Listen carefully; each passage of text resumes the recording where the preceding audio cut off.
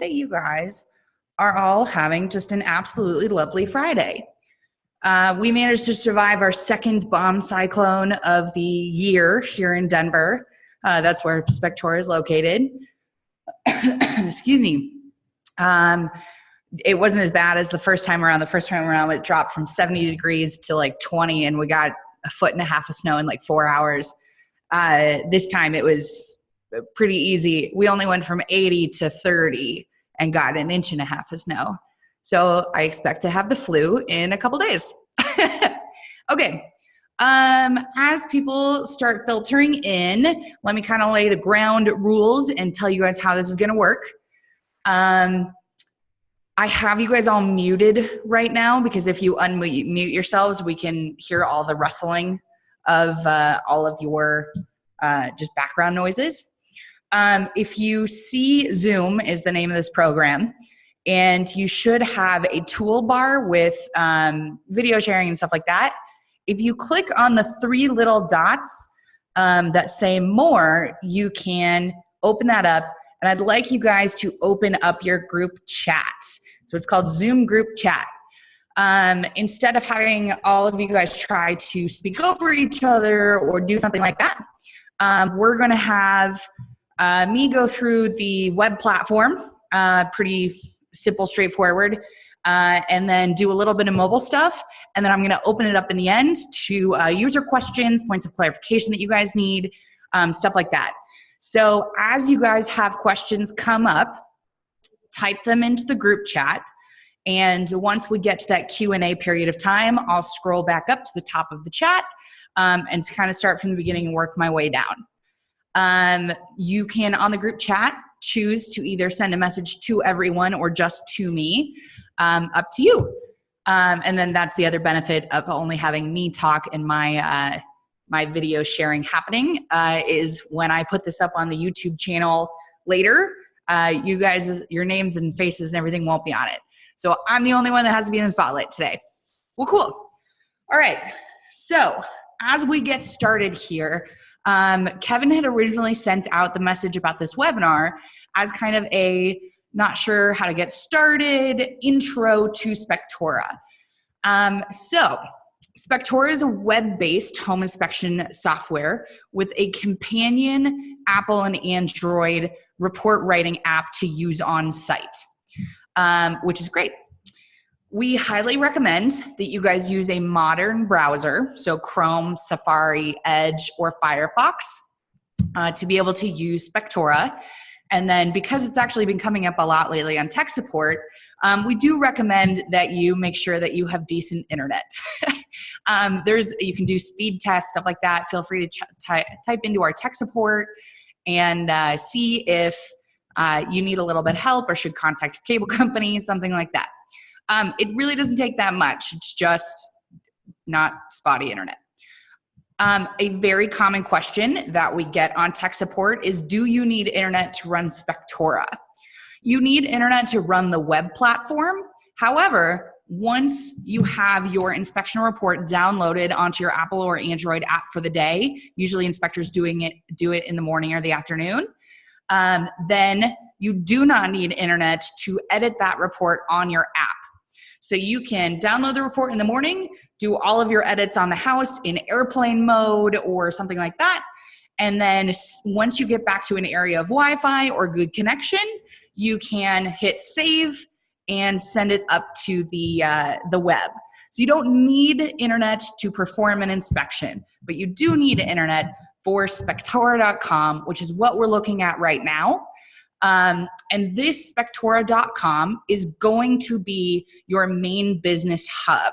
We try our best to be an all-inclusive software for what you need to run a home inspection business. So SpecToreador.com contains everything from your template editor to scheduling, contacts management, business metrics, automated emails for scheduling, pre-inspection reminders and emails and text messages, report ready, post-inspection follow-up emails, stuff like that, as well as a lot of different integrations with different third-party companies. So Spectora.com is going to be your hub. I think the best place for us to start would actually be scheduling an inspection and kind of walking through. Actually, I'm going to counteract myself. I think the best place for us to start is the template. Your template is going to be your blank master that all of your reports are generated from. So this is going to be your comments and your narratives. You can access the template editor in two ways. You can either click this templates tab. These buttons up here are customizable in settings. Like if you don't want metrics to be at the top of yours, you can go into settings and look at it. But you can click the templates here, or your name over here is actually a drop-down menu. So if we click my name, you can see that I have all of these different options: dashboard, inspections, a calendar, template editor, context automation. You guys get the deal. So we're going to click on template editor and open this up. The base template, I'm gonna give it a second. And I apologize, by the way, if there's a little bit of load time. As soon as I start doing the video screen shares with more than about 20 people, there's about 45 of you on here right now. It just slows down a little bit because we're sharing a lot of data. Cool.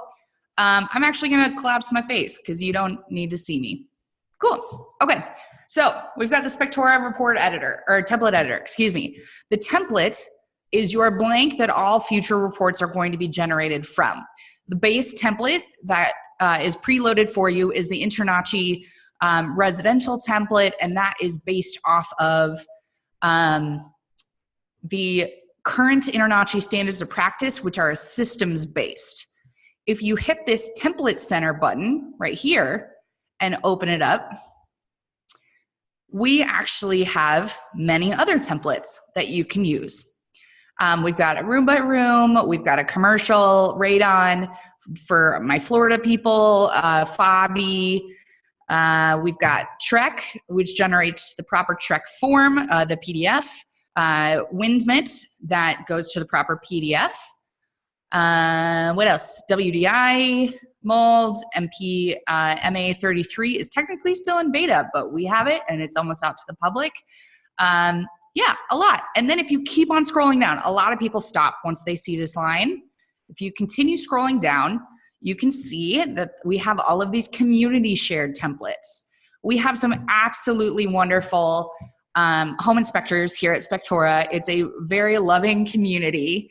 And a lot of these inspectors have chosen to share their templates that they spent years and years and years building. And you can actually download any of these for free. There's actually over 30 templates in this area. And so swimming pools, some more 4 points are on here, life space, all this kind of stuff. So you can go through and load in as many templates as you would like to check out the options. A good way to also, excuse me, try to figure out what you like in Spectora when you're building your template is to check out our sample reports. So this tab right here, spectora.com/sample reports, has a lot of sample reports that inspectors have done, and many of them that are in here as sample reports are also over in the template center for you to download in and work with. Two of the most common ones that I see people using are this guy, Casey Bartley's, and then if we scroll down, it's Chris Cochran's. And to kind of show you the difference and the versatility of all of the stuff that you can do,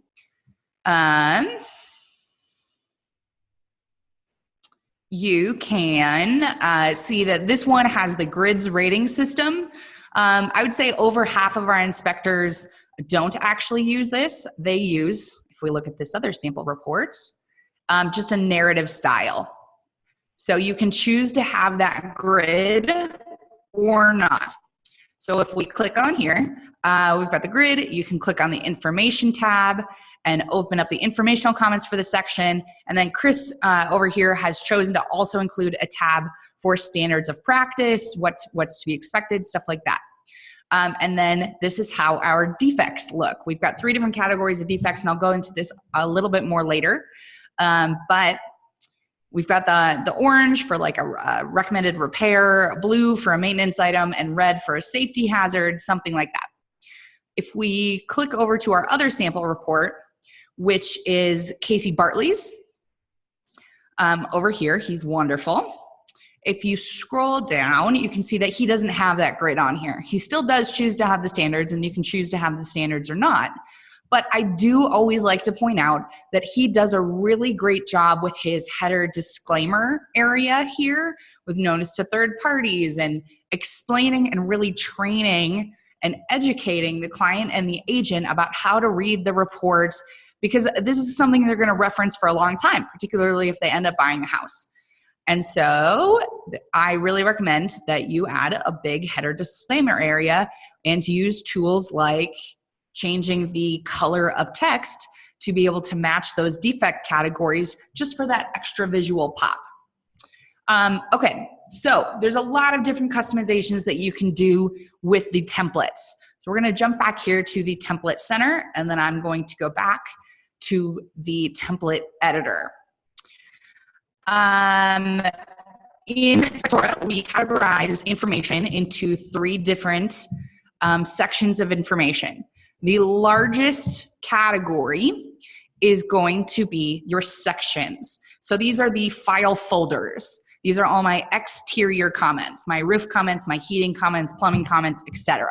And you can customize these any way you would like. Name them all sorts of crazy stuff.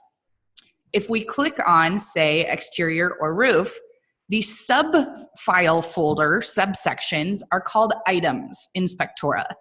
And you can have general informational items, roof coverings, all these, you can have a ton of different items in here, but it's the subsections. You'll also notice that we have blue items and then gray items. So one of the fun things that we have in Spectora is these blue items are actually included in every report. Good to go. These gray items are what we call optional items. So if we click this pencil, we're going to open up the settings for that particular item. And you can see that this one is optional. It's on a per report basis. So this is going to be something like a pool or something that's not in every single report, but you still want built out in your template. So what you're going to be able to do with this is build it into your template and then only pull it into the reports that you need it on. And I can show you guys how to do it a little bit later in the web editor and on the app. And so you're able to add those on the fly instead of having to go through and delete the sections that you don't need. If I click into roof drainage systems, you'll see that we have 3 different types of comments. We have informational comments, and that's meant to be the good, neutral, informational type comments, such as gutter material in this case. We also have limitation type comments. That is supposed to be for you explaining to the client or the agent why there was a limitation to your inspection. So I could not inspect the roof because I was limited by snow on the roof. Or I could not inspect the water heater because there was too much storage in the basement. Couldn't inspect the foundation because the basement was finished. Stuff like that. Then further down, this 3rd category of this, in this template, it's called defects. This 3rd title is customizable. The most common words that I see, this is all the bad, negative stuff that you want to point out, is going to be your defects, your observations, your objections, your recommendations are a 4th one that I see. And it really depends on how you were trained as a home inspector and the area of the country or the world, because Spectora is global now, what word really fits for you. So you're stuck with informational and limitational type titles, but you can customize this 3rd category to call it whatever you would like. Within each of these comments, if we open one up, you can see that we have 3 different types of rating systems called defect categories. And these defect categories are, if we look on one of these sample reports, are the color coordination that I was telling you guys about saying how bad whatever it is you were pointing it out. So a blue wrench is usually something that's a maintenance item or something that a homeowner could do. The orange is usually a recommended repair that a qualified professional should come out and do. The red is the, oh boy, this is terrible, this is a safety hazard, major concern. So the kind of best way to think about these three different categories is low level, medium level, high level. And you can name each of these three categories what you would like, and you can also choose to only have one category, two categories, or three categories. This default location on here is if you always see debris in this one particular area. Instead of having to type it in on your report every time, you can choose a default location from either the buttons that you can manipulate in settings. So I always see this. I don't know why you would only see debris really in the northwest corner. Maybe there's very particular winds in your area or something. So you can do northwest, and then we're on the roof. So attic, I don't know. And then save location. Now, every time this comment is in your report in the future, it's going to default to saying northwest attic. You can obviously customize it afterward and say, oh, nope, it's on the southeast for this one. But it kind of gives you a little basis. Then this default text is going to be, you know what, I'm going to do this because this is a little bit easier. Maybe I'm not. I was going to try to split screen it, but with the screen sharing, it's not liking it. So never mind. Cool. Fun idea, bad in practice. This default text is the comment in the explanation of the title that's up here. So if we click into this report again, it's going to be, this is my item, decks, balconies, porches. The title of my comment here is going to be improper deck construction practices. And then this text that's inside the comment is going to be the text within it. So here's the title and here's the text. I'll go back. Here's the title of the comment and here's the text. So this title is supposed to be the short stuff, and the explanation about why you're calling it out is within the comment. You can also, because we're a web-based report instead of a stagnant PDF, you can do fun things in here, like include a hyperlink or a link to another site for, in this case, a DIY resource about how to properly clean your gutters. You can include help articles, YouTube videos, all sorts of great stuff. You can also choose to add default photos to this comment, which is very commonly used for things like illustrations, which I believe Chris is really good at, if I remember. If I go to his informational comments, maybe. Just wasting your guys. Here, like these informational illustrations. You can upload these illustrations directly into the comment so that whenever this debris comment is activated, it'll have that illustration in there. You don't need to go back and upload it every single time. So that's pretty great. Okay, so that's kind of the basics of defects. If I go up here to informational comments, there are many different types of informational comments that you can have, and that kind of helps improve your workflow. So if I hit this plus new button and open it up, and I click the answer format choice, you'll see that I have, I think it's 7 different types of comments that you can choose. So we've got checkbox. That's as if you're doing a checkbox on a piece of paper. It's either yes or it's a no. If you check the box and it's on, it's a yes. If you leave it blank, it's a no. We've got multiple choice, which will have the comment title, and then you can have multiple different types of comments. That's the type that this gutter material is. If we open it up. So you can have one comment that says gutter material, and then you can have all of the different options in here easily to click it and then move on.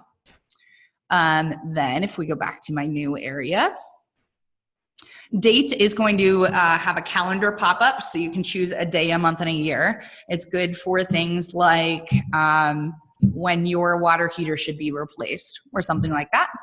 A number is going to, on the app, open up the keep number keypad so that you can enter the gallon capacity of the water heater, something like that.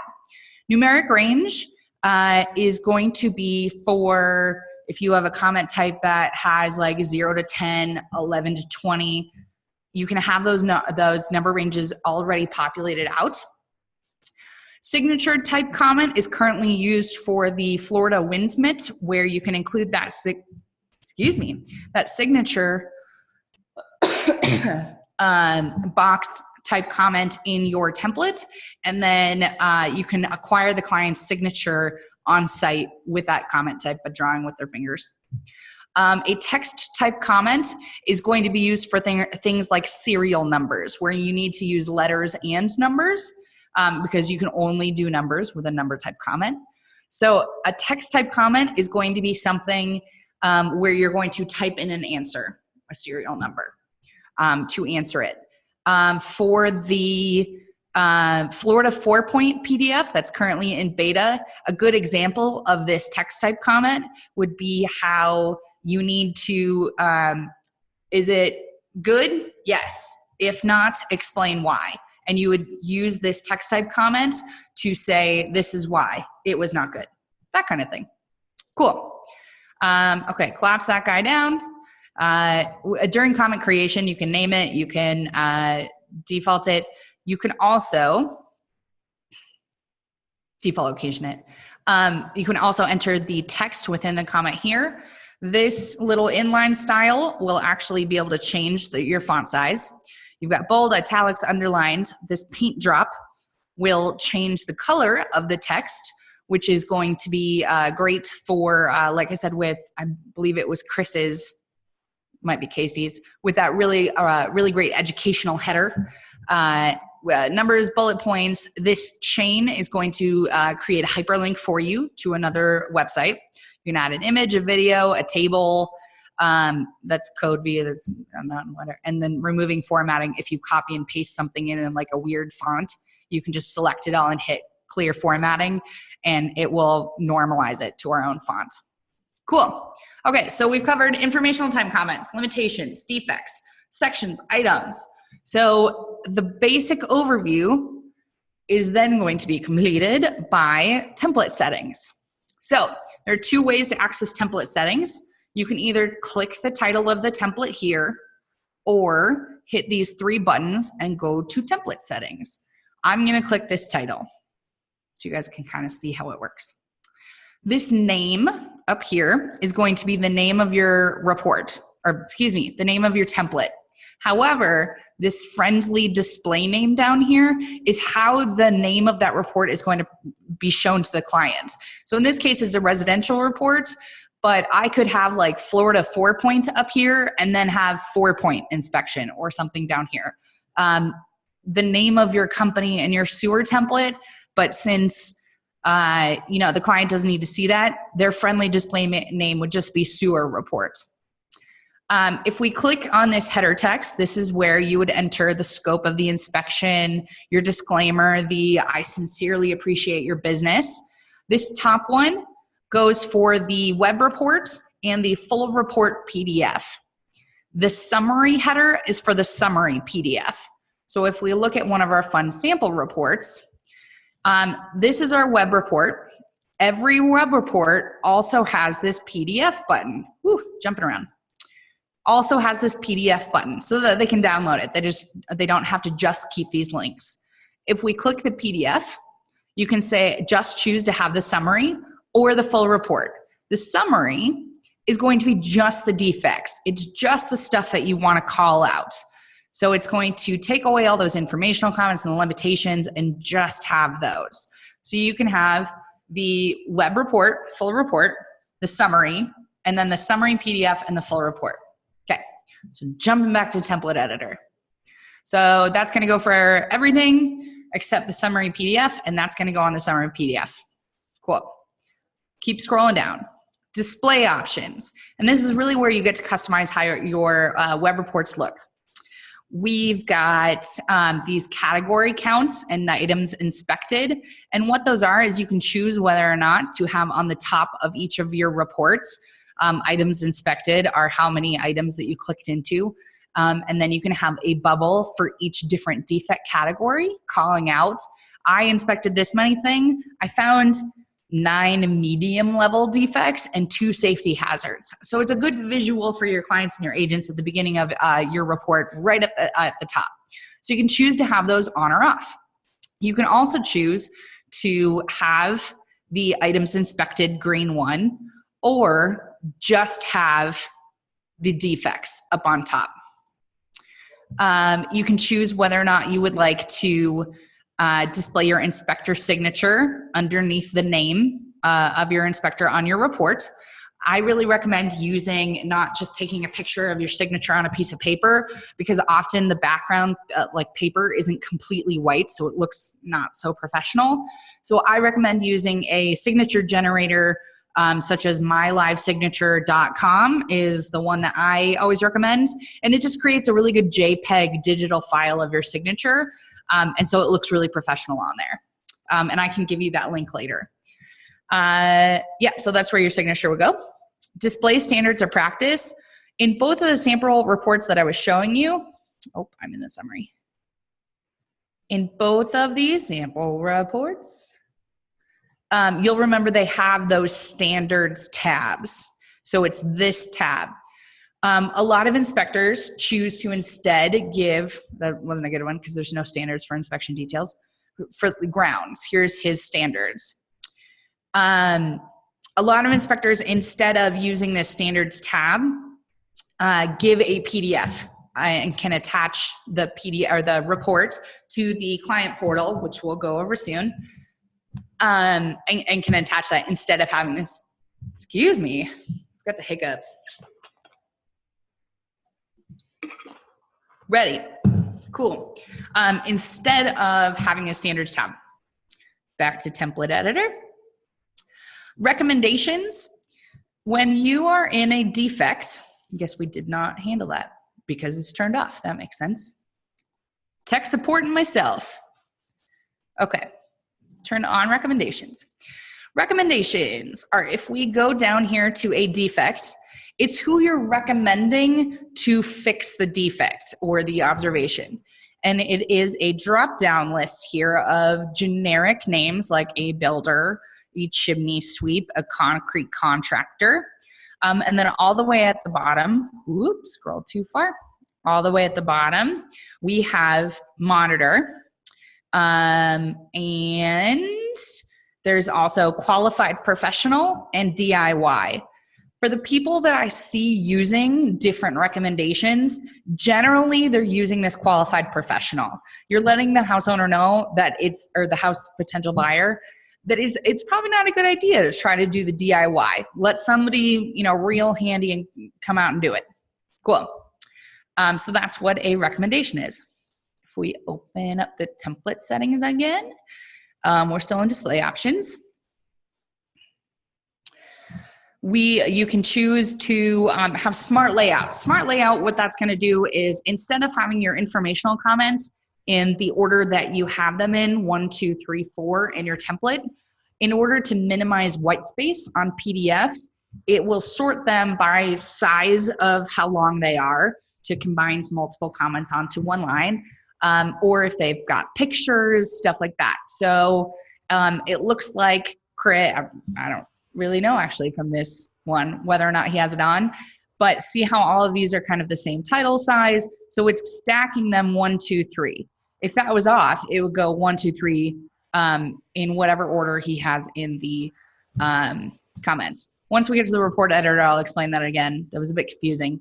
We'll figure it out together. Okay, PDF display options. You can choose whether or not to have a title or table of contents, whether or not you would like the summary to display on the full report PDF. You can choose to page break at every section, or if that's off, you can have multiple sections on one page, minimizing white space again. Page break within comments is whether or not you do or do not mind that a comment would span 2 pages. So you can choose that in there. And then this is also where you would edit that third category. So this is where I would change it from saying defect to observation, recommendation, something like that. Item ratings are whether or not you want that grid view. Now you can also choose to have that grid as you do your inspection, but have it not actually appear on the final report. So you can use it as a tool to say, I've inspected this, I haven't inspected this on your side. This is particularly good for trainees who you want to make sure that they touched every single item, every single section. But you don't necessarily want that grid report if you prefer a narrative, more type style report. I have several articles and videos about the difference between classic ratings and custom ratings. So I won't really go into it now. It might be a little bit confusing, but it's basically whether or not the buttons for not inspected, inspected, all those kind of things are tied to what comments show below. So if you're interested in learning the difference between those two, type into the tech support chat bubble. Excuse me. And we can tell you about classic versus custom. The descriptions are also here if you would like to read through them. Defect categories are what I was telling you with that blue, the orange, and the red. And so usually for the blue, I see something like deferred maintenance, monitor, DIY, homeowner could accomplish, something like that. And orange, I see recommendation, needs attention, qualified professional should address, recommended repair, something like that. And red is usually, we joke around that it's called the oh boy category, but it's a major hazard, a safety hazard, absolutely needs attention, urgent, something like that. Cool. And then make sure whenever you edit a template setting, scroll down and hit save. In the Spectora YouTube channel, which we'll go over a little bit more later, oh, it's down here, we have a playlist called the New User Setup Series Getting Started playlist that if you click on it, oh, please don't have my voice yell at me. Okay, there we go. One of these, part 8, is a template editor overview. And I go into a little bit more detail about how to copy a section between two templates or something like that. It's for when you're doing editing. So if you'd like a little bit further detail about template editing, there's a 20-minute video on here about that. Cool. I'm just realizing I opened up another Chrome window, so you may not have been able to see that at all. Okay. Take my word for it for now. I'll show you the YouTube channel in a little bit. It's part 8 of the New User Setup series. If you saw it, disregard my warning right there. Cool. So now, I think the next place for us to go would be back to the dashboard. So I'm going to hit the dashboard button here, or you can use the drop-down menu of your name to do it. And let's go over the dashboard. This is the thing that you're going to be looking at basically every day, or your support staff is, which I guess is a good time for us to mention that. Spectora is a monthly or an annual subscription service for inspectors. However, your team and your company within Spectora can also have support staff. And support staff are always free. So you can have your wives, your husbands, your daughters, whoever it is, or your actual company staff who are in charge of scheduling or automated emails, something like that, logged into Spectora, and we don't charge you for them. The difference is between an inspector and a support staff is that the inspectors have access to the report editing app, and the support staff are limited to the web because the support staff wouldn't need to edit a report on site. Cool. Inspector, subscription, support staff, free. Good deal. All right. This today area right here is going to show you the inspections that you've scheduled for today. If you have multiple people on your company, haven't coughed all day until I get on with you guys, you would see multiple head bubbles here, and you can click on them and switch. The map is going to show you your approximate route for the day of here's where my house is, that's in settings. It's where your driving directions start, and here's where my next inspection is going to be. We will cover unconfirmed inspection requests in a little bit here when I talk about the scheduling, but if you did have an inspection request that you needed to confirm, it would show up here. We have some fun handy tools with year-end stuff and what's new, just for fun. The mileage exporter, because we track mileage for you based off of the distance between your driving direction start and your inspection address. You can export your inspection details, all that kind of good stuff. This what's new area is going to, we change it regularly, talk about the major feature releases that we have done. One of the cool things about us being a web software is that we actually average a new feature. I used to say once every 2 weeks. It's about once a week now. And it could just be a little tweak. It could be, a big thing like Spectora payments. We partnered with Stripe to get inspectors a lower rate than normal. Most online payment processors are up at about 2.9% once you average it out between, the different charges between Visa and MasterCard and all that good stuff.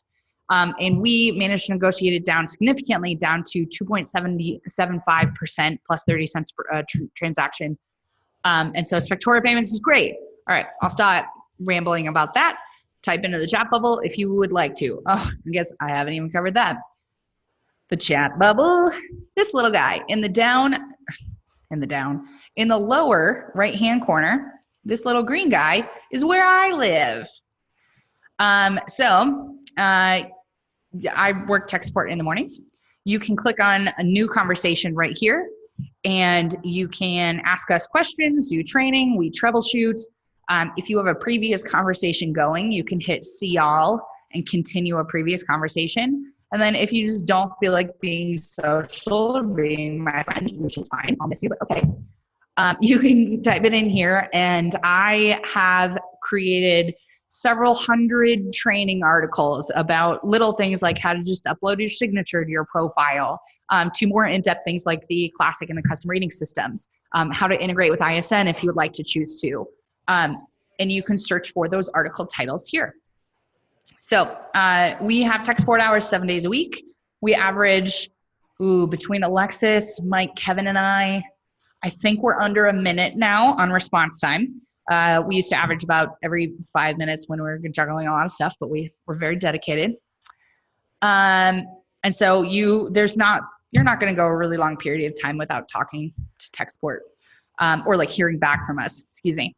Okay, so that was a whole side tangent. So you've got the today area, you've got the map area, you've got the unconfirmed inspections area. If we scroll down, you can see the schedule for you or your company, and you can choose to have it as a day, a week, a 4 week, or the month. Excuse me. The little icons on here are good for identifying what has been accomplished. So this is obviously an unconfirmed inspection. The paper icon denotes whether or not the agreement has been signed, and the money icon is whether or not payment has been either accepted or marked for that inspection. So you can follow along and see as you go.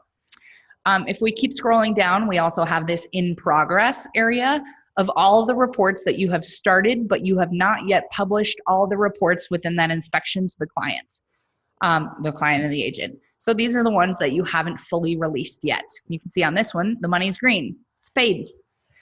You can also click all inspections here to see the list of all your inspections. Or if I scroll to the top, you can click on the drop-down menu of your name and go to inspections, and you can see all your inspections there. Okay, nope, I'm counteracting myself again. We are now going to cover shortly contacts. We're gonna cover all the business stuff yet first, and then we'll schedule an inspection, look at how it looks on the web, and then how it looks on the app, and then I'll take questions. So we've got contacts. We've got agent contact management. We also, if you click the word clients, have client contact management, and you can see who's in there. If you're coming from another software, you can import or export, or you can choose to add an agent in here. And all of these buttons up top, like I said, are in the drop-down menu of your name. Metrics is going to show you the business metrics for your entire company. And you can isolate who has access to these metrics based off of the permissions that you give in the team page. So a non-company admin level permission, so just a normal inspector or something like that, wouldn't have access to this. Just your company admin would. So you can see who your top agents were, your referral sources, how many inspections you've done, how much revenue, that's the fees that are attached to the inspections versus payments received, all the different locations. that good stuff. Automation. We try to be your one-stop shop for your inspection business. So one of the cool things that we have are automated emails and text messages. These can be triggered for scheduling when the inspection is confirmed or when you reschedule it. And you can choose to have different templates for clients, agents, listing agents. Scrolling down for inspection agreements and fees, that is going to be whenever you add a new agreement or a new fee to an existing inspection. You have pre-inspection, which is going to be your reminder. Hey, in 3 days or in 1 day, I'll be at your house. Either have somebody to meet me there and let me in, or what's your lockbox code. For pre-inspection, you can also choose to have text messages instead, which are hugely popular with the millennial agents and millennial buyers. So much of communication is done over text message now, so why not also be able to send text message reminders? You can customize the text message and emails for pre-inspection for clients, agent, and the listing agent. Usually the listing agent is just like, hey, we'll be there. Report is your report ready email. When you publish the client or the agent the report, you can, this email will be triggered and sent out. I'm going to check the chat really quick. There's like 6 new notifications and I can't tell if you guys are asking questions or if you are, okay, there's just normal questions. Cool, okay. Phew, I thought my microphone wasn't working or something. I will get to those very, very shortly, I promise. By very shortly, I mean like half an hour, but still, soon. All right, report ready email. That's what gets triggered when you go to publish the email to the client or the agent. You can also choose as an inspector to notify you when the client or the agent views the report. So you can see when they open it, which is another great web platform feature. These post-inspection emails are hugely valuable. So you can send a post-inspection email, 1 hour after, 7 days after, 3 weeks after, a year after, to see if they want to do a yearly follow-up inspection for the client, the client's agent, and the listing agent. I highly recommend that you guys put links to your online review areas, so your Yelp, your Google My Business, and put those into your post-inspection emails. We've had such success stories of inspectors including those review links in those post-inspection emails and text messages. And the client's happy, the agent's happy, and they'll just give you a review right there instead of having beg them later or something like that. We've had inspectors in the first 6 months of using the software. I'm thinking particularly of an inspector down in Atlanta who quadrupled his 5-star inspections after switching to Spectora and starting to use the post-inspection email system. So it's pretty cool.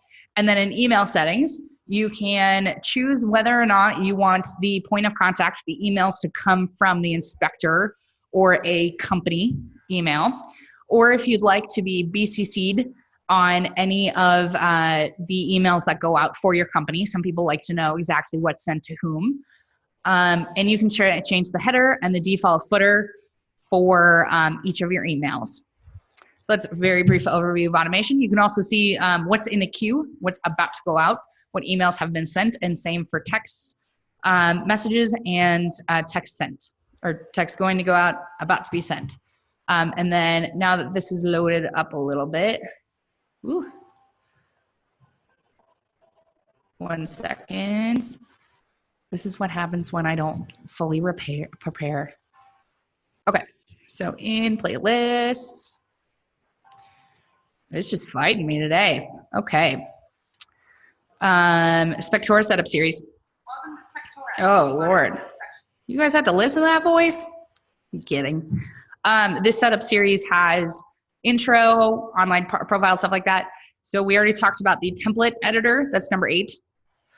The customizing your automated emails, texts, and agreements and learning how to do them in more depth is going to be part 5. It's 13 minutes and it's me telling you how to set all that stuff up. So there's where you're going to get a little bit more in depth for everything on there. Okay, cool. Sweet. Okay, we've done automations, we've done settings. It's time to schedule an inspection. We're finally ready to do an inspection. So we're going to go to the dashboard. And when we open it up here, there's a few different ways that you can schedule an inspection. If you as an inspector or as a company are doing an inspection, you can either choose to hit the plus new inspection button on here, or we actually have a scheduler light also built into the app. So you can schedule a report on your app as well. I highly recommend doing it on the web though, because the web is going to connect to things like your contacts, where it will be able to auto-populate agent information. If we click on this new inspection area, you can see what I'm talking about. So, give it a second to load. So this is what I call the dashboard scheduler on tech support, since it's the scheduler you get to from the dashboard. You can choose which inspectors, if you have multiple, are going to be assigned to the inspection. If you scroll down, you can choose a different date and time or the duration that you would like to schedule the inspection for. For the location, if we type in 66 South Logan Street is our office, 80209, you'll see that we have a Zillow integration. It's by no means perfect, mostly because Zillow has a ton of different agreements based off of multiple listing services. So sometimes we're able to grab the house details and sometimes we're not. But you can say, yep, that's our office space, Alchemy Creative Workspace, and how many bedrooms, square footage you built, all that kind of stuff. And then if you're like, that's actually the house next door, like that's the wrong listing, you can click discard Google or Zillow, and then that will go away. And then you would type in, I'm in Denver, Colorado. I think it's 2,000 square feet, and it was built in 2010. Cool. We can go down here and enter the client's name. This is me. Ooh, SpecToreador.com. You can enter the referral source for where they found it from. You can CC their husbands, their granddaughter, if they don't know how to work email. That one happens a lot. You can actually add in additional clients on here. And then as you scroll down, that's the one thing we didn't actually hit in my overview before we started scheduling. I knew I missed something. So in Spectora, you can create up services, and these services are going to be named for each of your services. And tied to these services are the fee that you're charging. And as you can see, it can be modified based off of square footage, year built, or age of house. You can also do it based off of distance from the company address. There's a bunch of different modifiers in there. And then you can also choose to add a tax if you're in Canada. In the United States, services are not taxable, but I do see a lot of US inspectors changing the tax field to be renamed the credit card processing fee. And so instead of eating that cost, you can put that back on the client for paying online instead of cash or check. So you can set up those services and fees. And then the other cool thing about having a services is that you'll see that I can assign templates to automatically populate and inspection agreements to automatically populate. And so in one swoop of selecting a service, I can calculate my price, choose which report I'm going to build, and then have the inspection agreement properly assigned for it. So like for radon, it's got a different agreement. Cool, so we've selected that. We can also have add-ons where I would also like to add a sewer scope in there. We have discount codes where you can, if you are running a spring promotion or 10% off this, 50% off or $50 off for military, you can do discount codes. And so you can see that I've now got my fees, my templates, my agreements. And then if anything is wrong about that, I could hit manual edit and open it up and say, ooh, I'd like to edit this part of it for this person. I don't like them very much. They were rude on the phone. $25 extra. That's a joke, but you know what I mean. So you can edit the fees here and then scroll down. You can also click this button to add a fee. Inspection events, which are still in beta, would be something to add it to your calendar, such as for a radon pickup. So the inspection, I'm going to drop off the radon, at the time of the inspection, but then I'm going to add an event to my calendar that's connected to the inspection for 48 hours later. Payments, You can choose to require payment to release the reports. If the clients or the client or who is ever paying for the inspection has not paid for it, if you don't uncheck that, the system will default to you need to be paid before they see the report.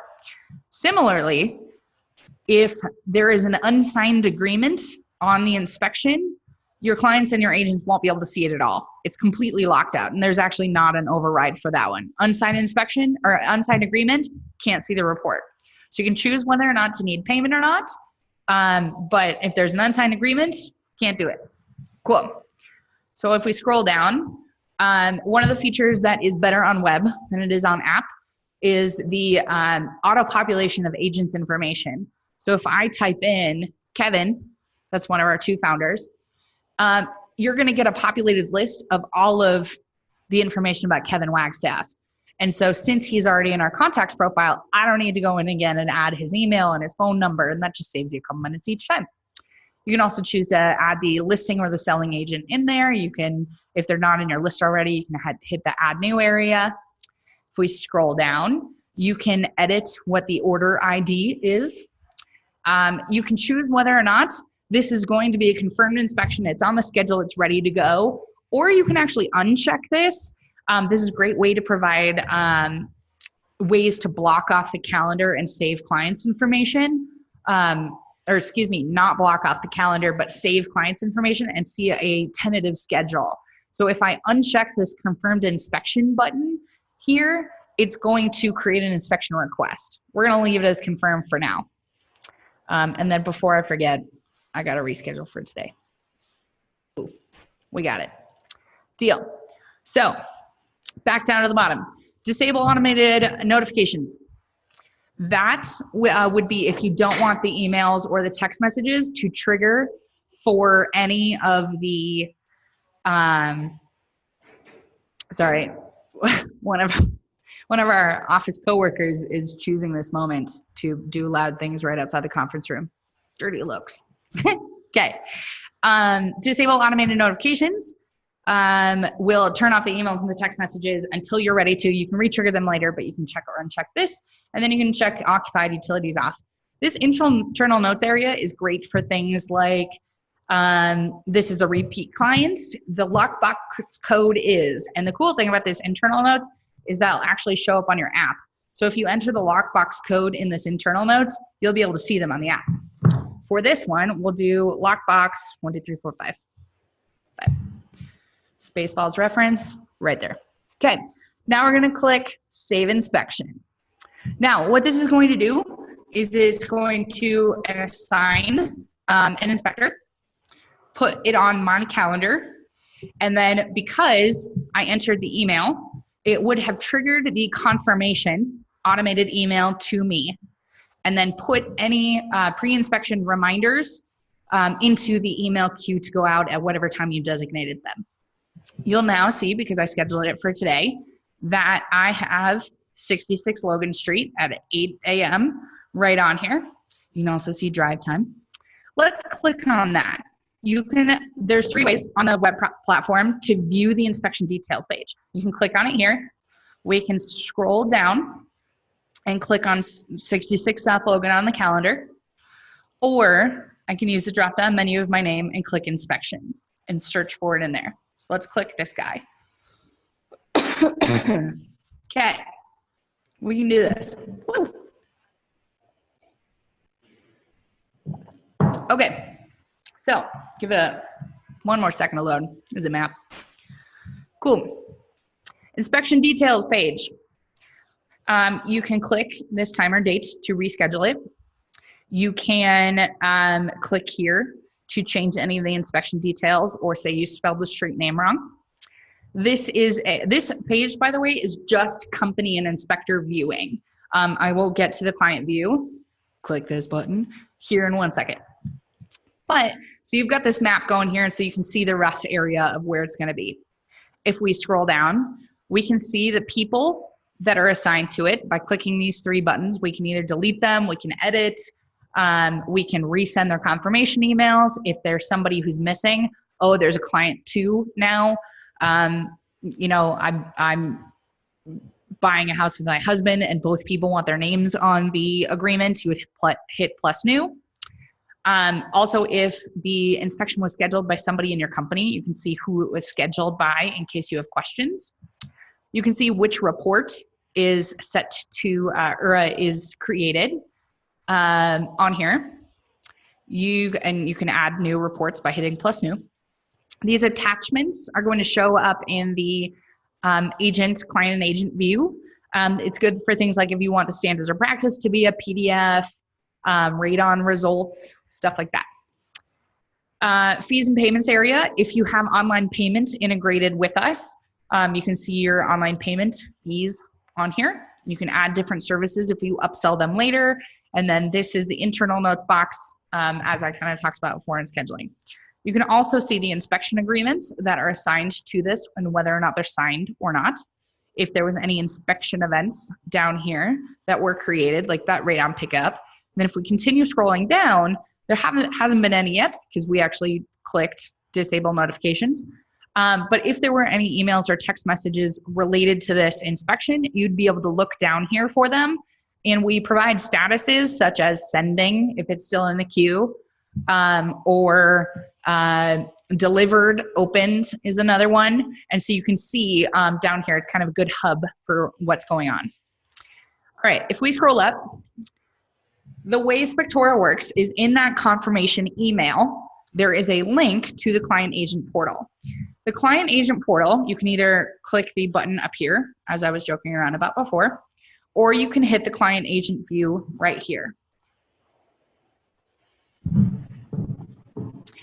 And the best way I have to describe the client agent portal is as a website that you're giving to the client and the agent that's specific to that inspection. So this URL, the link that is up here, is completely unique just to this inspection. And this crazy line of code or of letters and numbers is impossible to guess. So you're not going to be able to like type in gibberish and find somebody. It's highly secure. And you can see it's secure by that little lock. Cool. So you can see the map. You can see the inspection details, when we're going to show up on what day. If we scroll down, awaiting client actions. If you have integrated online payments set up, you can hit pay now, and I could enter my credit card information on here. On tech support, I get a lot of inspectors who are extremely against online payments at first, to be honest with you. And they say, no, I just want to do cash and check. And then if they give it a try for a little while, they are so surprised about how many people pay them up front and they're not having to chase people down later, stuff like that. And so I do genuinely recommend that you try online payments. We live in a world now where you got to pay for something before you get it. And so I don't see why your services, your expert services, should be any different. That's my 2 cents. Cool. And this is completely secure. Cool. I exit out of this. Inspection agreement. If I view it, you can see, and one of my fun Spectora YouTube videos is on how to customize the agreement. I think we already talked about it, part 4 or 5. And you can see that my name has been populated in here, the property address, the fee for it. It breaks down what the fee is. And here's my legal agreement. Then we get down to the bottom, and you can see that we have this checkbox. Now, we follow federal e-sign law, where this checkbox is as legally binding as a written signature. This is a federal law. And so if you have someone come back to you and argue that they didn't actually sign the agreement, that checkbox is legally upheld in court. And then if I hit the submit button, if I scroll all the way down, you can see what time it was, the date it was accepted, who signed it, and then also you'll see these little numbers down here. That's actually the IP address for the computer that signed it. So that's my IP address. But you'd be able to track that back to whatever computer was signed. So you have a geo tag of who signed it where, which will uphold in court. Cool. We scroll up here. We go back. Now I've signed my agreement. One more time. on, little guy. You can do it. Don't embarrass me in front of my friends. Cool. You can also see the invoice. The fees that are attached to the inspection are itemized into an invoice. You can customize the invoice text. You can choose whether or not you would like these to be signed or to be laid out so explicitly or not. You can say, you know, who's billing it, all that kind of stuff. You can view it as a PDF. And then once the inspection would be paid for, this pay now button, it would be a big green paid on the bottom. You can also see inspector and agent there. Cool, that's the client agent portal. So it really helps. And we've got great feedback to just have this one place, this one portal for the clients and the agents to go, where they can sign the agreement, they can pay you, they can ultimately view their report. Once you publish to them, they would go back to this portal and see it. Now, of course, as a company, you can choose whether or not on that report ready email to send them back to the client portal, or just send them to the link to the web report directly, or even just to send to the PDF. And so you can really customize those automated emails, but I usually highly recommend that you just keep this inspection link in here to go to the client agent portal, because often clients and the agents want to view the invoice again at the same time as the report ready. So it's just handy to keep it consistent, send them to the portal. This is where they live. Cool. All right, we've done it. We're going to go back to the dashboard. So we're going to go back into the inspection. We're going to open it up slowly.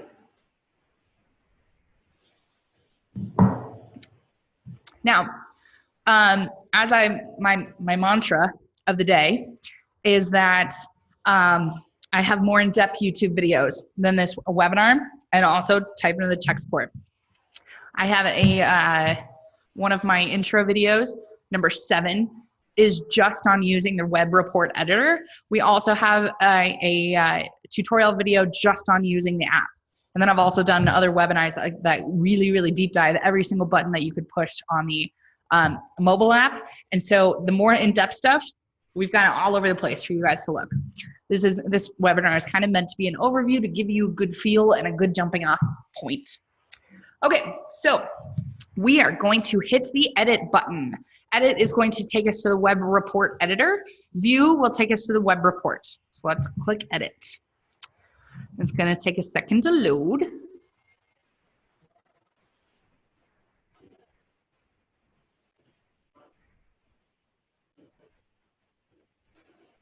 Come on, little buddy. There's 49 of you on here right now, so I apologize for the internet speeds going slowly. Just a lot of data being transferred. Okay, basics of the web report or web editor is we can scroll down here. You can click here to upload the cover photo if that one that was pulled from Zillow is not the one that we want. You can click into, let's start with the inspection details. So this is an informational only area. This is a checkbox or a multiple choice type comment you can see. So here's the title, and then here's your different choices. So I can select the client's agent, the homeowner, it's occupied. You can, then these would be the checkbox style comments of, yes, I want this comment activated. And then you'd be like, nope, it's not vacant because I just clicked occupied. So I'm going to leave that one blank. You can also, this is a number type comment of what is the temperature, 45. And then you can see for type of building that there's actually a number next to this photos thing. If you click show more, it's going to expand this, this photo, and you can actually see the default photo that was pulled in for it. That's the Denver skyline. But you can add location, you can add the other text here. A quick rundown of what these little icons mean. That is to edit the title, so type of building. If I make a change or an edit here and you're like, buildings are great, and you're like, that was brilliant, I'd like to save it to my template for future use, I don't have to type that again in the template. You can click this little floppy disk icon and it's going to save to your template, which I guess is a good point to bring up. I'm currently in a report. The report, once it's generated from the template, is completely independent. So anything you do in here that does not involve the Save Changes to Template button will be independent to this report, a one-off comment, you're not editing your master cookie cutter when you edit a report. Same thing on the app.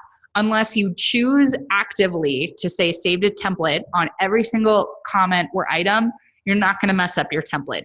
You're just creating one-off report comments. If you'd like to rearrange the order that's in here, up, down, you would do this guy. The flowchart icon will move the comment into a different item or section. The double paper will duplicate the comments. Picture will be to see if there's pictures on there. Orange, this flagged, is just going to be a reminder to yourself to give this this comment attention later. Whether or not it's to spell check or add a hyperlink or something like that. It's just a inspector-facing reminder to do it later. If you're like, I hate this comment, you can delete it here. Excuse me. And then these three little dots are show more, which will collapse or expand the comment. Cool. On the web, there are two different ways to upload photos to the report. So if you do something like drone footage or use a camera that's not a part of your device that has the app on it, you can either open a file folder, so the folder with all the pictures on it, and you can click and you can drag into this little area. So it's just a click and a drag from a file folder. Or you can hit this plus photo video button and it's gonna open up an uploader. So you could say, I would like any of these things and click upload, and it would upload them directly into the report. Also inside of the Spectora software is a photo annotator. So if I say, okay, I would like to point something else out, I can click on this picture and it's going to expand, as you just saw. And then you can see I have all these different annotator options on here. On the web editor, it's a click and a drag. So if I click right here at the base of the bridge and I drag, I create an arrow.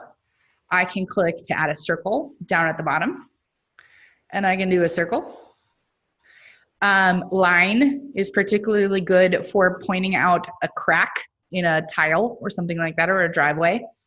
You can rotate it, you can adjust brightness, you can trash it, you can delete an object. So if I want to delete an object, it'll undo the last one I did. Or if I actually deselect, so I now don't have any of these four options selected, I can now click on this item and I can rotate it or resize it or click and drag it around. So you're not stuck with those once you have them. And then you can add a caption, which will be displayed under picture. And then you click check to save. Same thing on this one, click check to save. And now I have those annotations directly into the report, which is great. Okay, so then we've done a bunch of editing on here. Man, we really, sweated on this one. We've filled out 6 comments, that's a joke. Searching for comments. On the web editor and the app, both, we have this search for comments. So if you're in here and you're like, man, I would really, if I can spell, like to pull up a crack. I see that there's a crack, I need to do it. Oh, there's cracking in basement. Yep, that's the comment that I want. It's going to pull up, it didn't because I'm not in defects. Okay, defect. There we go, cracks major. So it's going to direct you into the report for where your comment is. So it's great. No more kind of having to click around and search through. So that's going to be a great search feature up here. Didn't mean to do that, but it's good to know. You can also click the title of the report right here, and that's going to open up display options. If, say, normally use a grid, but you don't want to for this one, you can uncheck it here. Cool. So you can customize per report display options, not just in your template. Then if we want to see what the web report looks like, we can hit preview publish, and it's going to take us to the web report. And then you'll see the PDF is now generating. That's a little spinny wheel down here. Cool. These 3 buttons on the side are only visible to you as a logged in inspector. So your client and your agent are not going to be able to publish it or edit the report. That's your browser recognizing that you're a logged in inspector. It's also fun to know that these are actually smart or live. So like if I want to jump directly to the roof, I click roof. Pretty fun. Okay, now before we move on to the mobile app, the last kind of thing I want to show you guys on here is the big wow factor that is winning agents over like crazy for our inspectors. So we have something called the Repair Request Builder, where, hold on, my showstopper moment is not going to work because we don't actually have any defects in this report yet. Okay, being silly. So we got to go back to the report and we got to mark a couple defects. So we're going to go in here. Slowly, slowly. Glad I thought of that before I pressed the button. If we go to roof, and then let's go to flashings, and in defects, we're going to just select like 3 of these. I know I'm going fast. I promise it'll be worth it. And there's nothing really in this clicking that you super need to understand. Okay, up here, we've selected some defects. We're going to go to preview publish. Okay, so Repair Request Builder. What we're going to do is in the upper right-hand corner, report tools up here, we're going to click it. And it's going to show us a drop-down menu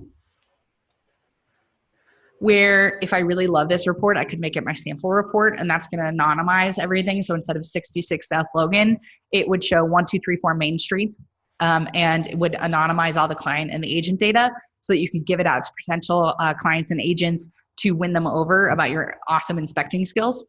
Okay. If you have someone or you live in a state where the agent needs to copy and paste observations texts, you can use there. But this guy down here, the Repair Request Builder, is the showstopper.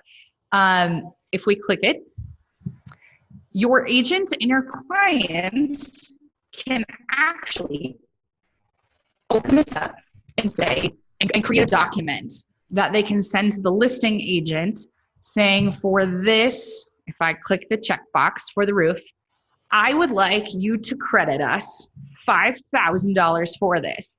And why? You can say that it's going to need a major roof repair or something like that. So this is an active negotiating tool for your agent to use with the listing agent or whoever you're trying to buy it from. And they can create this themselves. Now, this is something Kevin, actually, one of our 2 co-founders, the silly fake agent on this inspection, used to be an agent, and he would just hate having to go and create those repair summaries to negotiate it down. It would take hours. And now a ton of our inspectors are getting referrals by agents because of this Repair Request Builder, because it takes minutes tops. So we've selected 2 different Repair Request Builders. For this one, I want $10, whatever. And you're like, I don't really need to bring that one into it. We can hit create. And what it's going to do is it's going to create its own little portal just for this document.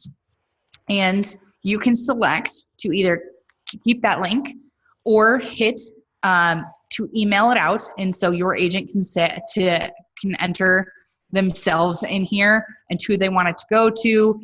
And they can actually send an email through our system with this URL saying, here's the repair request list. And then you got to make sure you're not a robot. And they can check it out and they can say, here's everything we would like to be fixed, and start the negotiating process. So this is a really great way. You can also do it in a text message. So I'm going to click off. Okay, we've done it. We've done the web platform overview, which is great. So I'm going to hit this X and we're going to go out. And actually, before I move, nope, I am not going to break my word. I was going to look at some of the chat questions before I move to mobile. But this is cohesive and we're doing it. So we're going to finish quickly a mobile app demo. Because now you can see how it's going to work. And then we'll look back to questions. Cool. So my face is about to get really big. I'm sorry. We're switching over to my phone. Okay, so the Spectora app. Everybody close your eyes. The Spectora app is for Apple and Android. Hey, little buddy, I already did this. Cool. For Apple and Android, it's this little, the house up at the top there.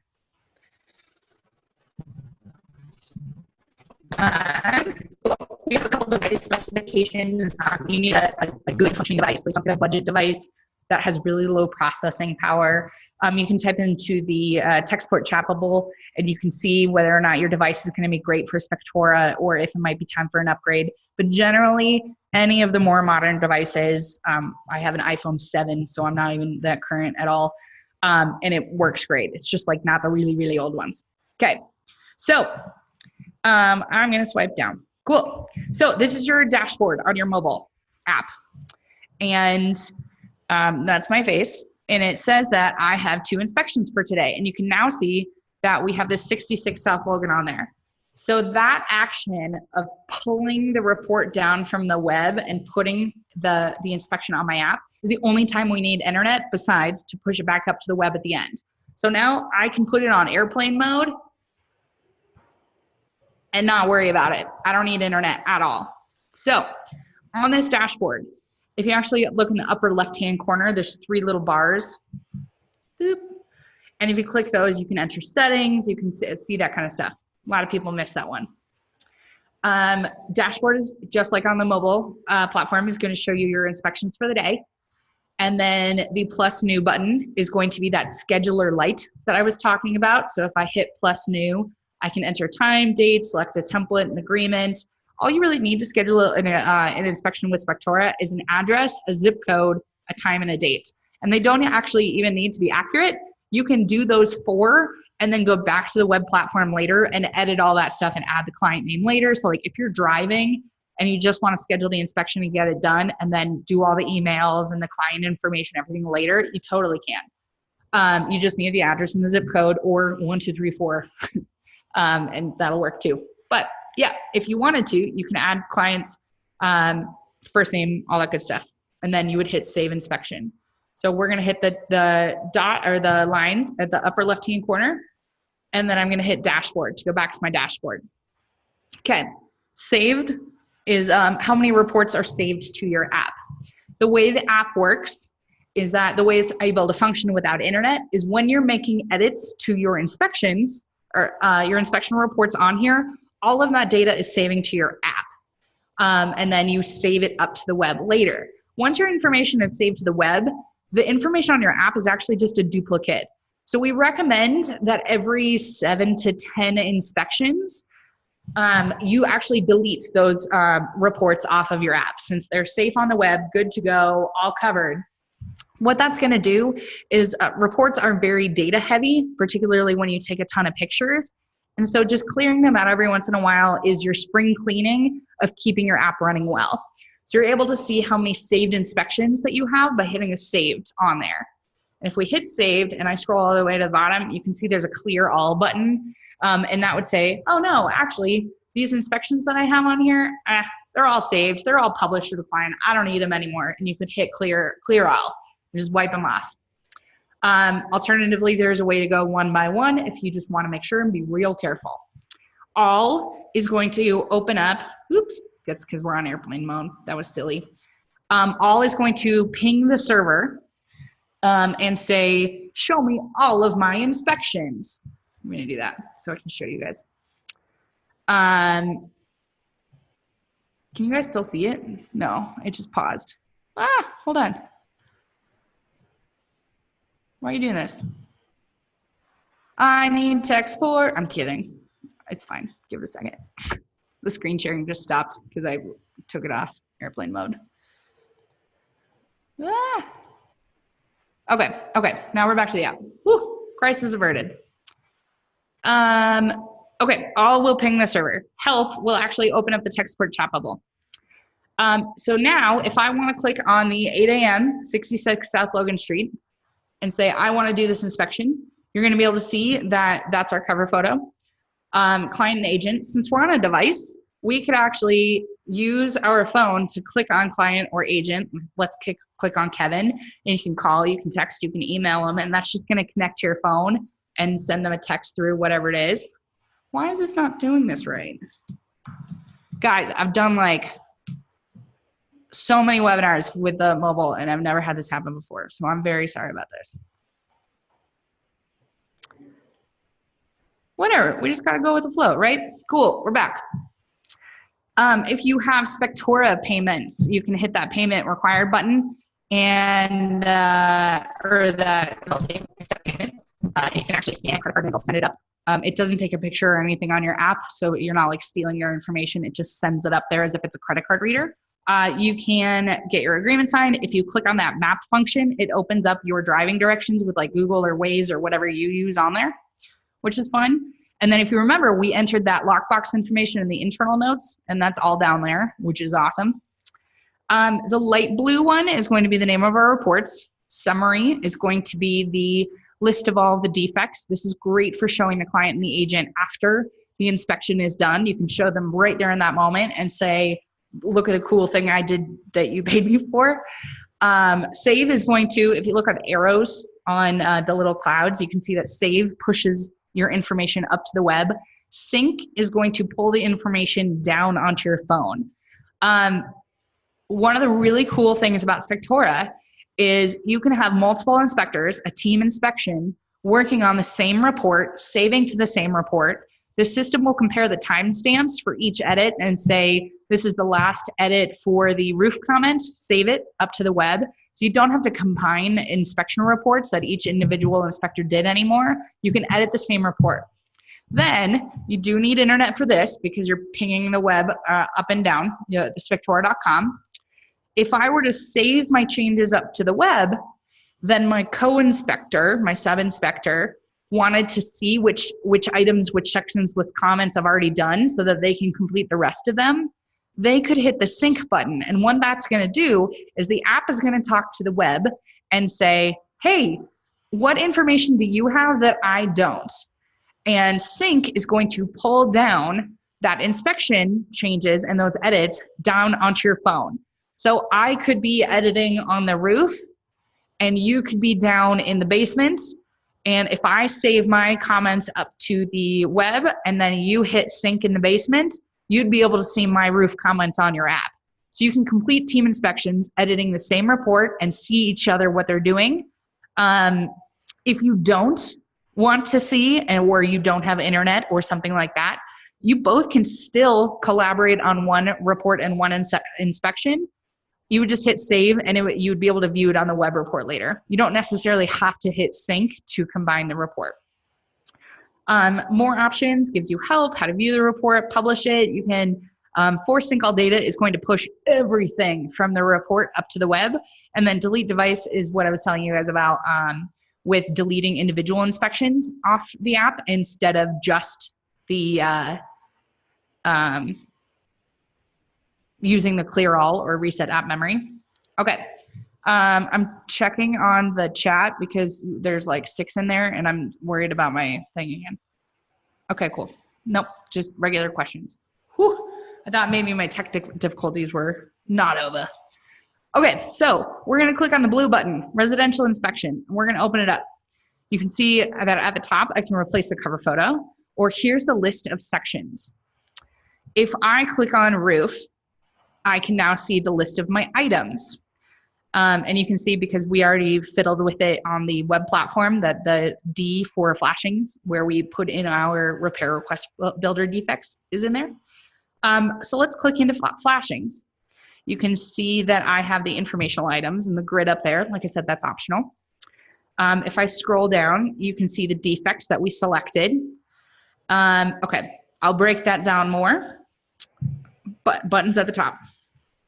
These 8 buttons, flag is going to flag it on the inspection for later. That's the inspector facing reminder. Location is where you can use those buttons. I don't know whether it be crawl space in the dining room, but that's fun. Then you'd hit save location. You can also, that typeable area, that crawl space, dining room, you can click on it and manually add something. And then do done, and then save. Copy with the double paper, so I'm going left to right now, flag, location, and then copy. Copy is going to duplicate the comment. Yep, I want to duplicate it. Delete will delete the comment.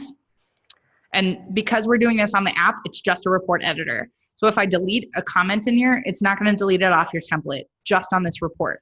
There's actually a way to get it back that I'll tell you about in a second. Now, the thing that sets Spectora apart. We hear from our inspectors that using this app on site saves them, in addition to the business tools with all the automated emails and agreement generation and stuff like that, that we generally save inspectors about an hour per 1,000 square feet, which is something they're telling us. That's not us, making that number up. Actual people in the field telling us this, because gone are the days where you need to take a whole bunch of pictures and then spend hours of your evening dragging them in and finishing the comments.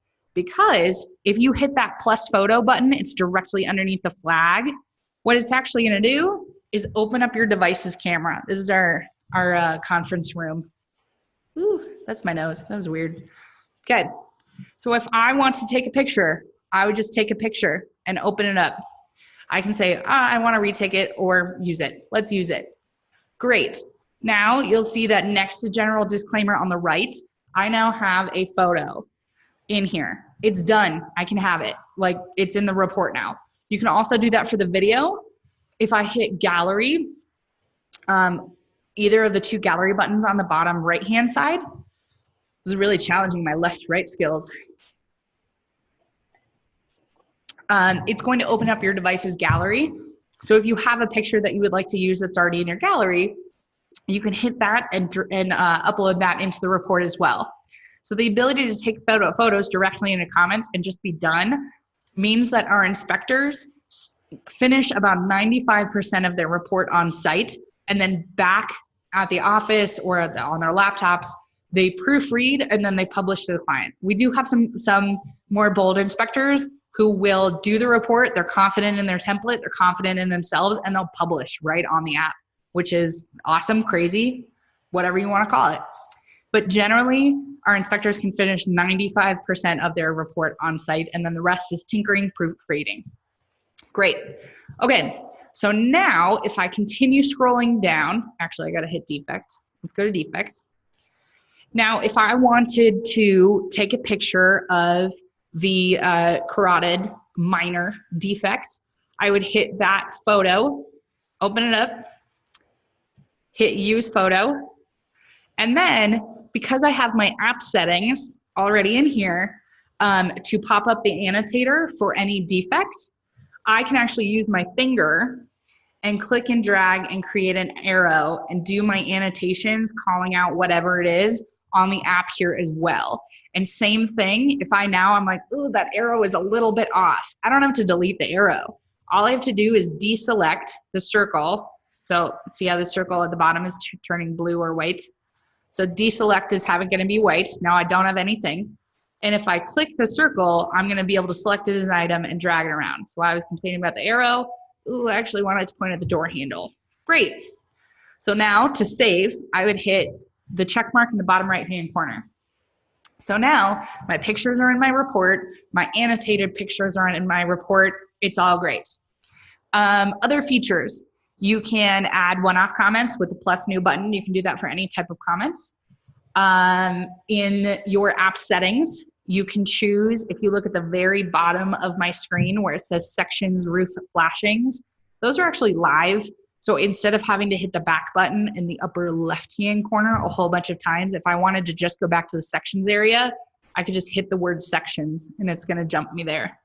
Okay, let's go back into roof. Oh yeah, that's what it looks like with the flashings turning red or turning orange when I've flagged something, so that you can follow it back in and say, oh, I've got one in roof. Oh, it's in flashings. Which one's flagged? And then you can see which one it is. Cool. What else? Oh, very bottom of the screen, sections, roof flashings. You'll see that I have a little camera, a little light bulb down there. Those are optional settings that you can turn on. The camera is actually, instead of taking a picture directly into the report, you can open that up, and when you take a picture in here and use it, that's actually just gonna save to your device's gallery. So it's not gonna be in the report. So these are good for your like CYA cameras. We call it the gallery camera, or excuse me, CYA pictures. Then the light bulb is actually going to use your device's flash and turn it on. I think you can see it. You can still see my face doing this. But you can use that as a flashlight, and then you can turn it off. Yeah, cool. So we've done gallery camera, we did flashlight. You can also do global search, which is what we call it, that comment search. It's the magnifying glass in the upper right-hand corner. You can click on it. Right now, because I was in roof to begin with, it's going to default to searching within roof. But if you're like, I can see the driveway crack from here and I haven't gotten to that area yet, if you click the globe on the right-hand side, that'll expand the search from just roof to the entire thing.